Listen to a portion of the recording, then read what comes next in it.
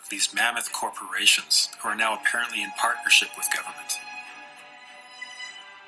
Eric Schmidt is Google's CEO. People are treating Google like their most trusted friend. Should they be? If you have something that you don't want anyone to know, maybe you shouldn't be doing it in the first place.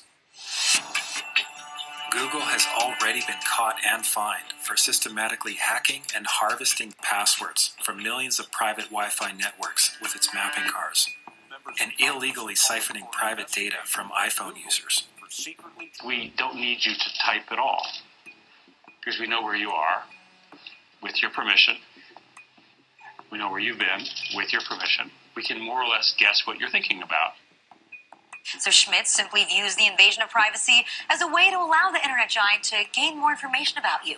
And then that data will let the search engine help you in your everyday life. Don't you get it? Google is trying to amass a huge amount of personal information about you to help you.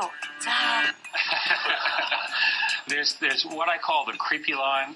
And the Google policy about a lot of these things is to get right up to the creepy line but not cross it. I would argue that implanting things in your brain is beyond the creepy line. Mine in particular. Yes, at least for the moment, until the technology gets better. Let's talk a little bit about information and search. Wait a minute. What was that? I would argue that implanting things in your brain is beyond the creepy line. Mine at least for the moment, until the technology gets better. Is he saying that Google's creepy line is defined only by the current level of technology? What does a higher level of technology have to do with morals or ethics? But what I learned in Silicon Valley was there is no moral component to technology unless humans insist that it be there. What more do you need to know?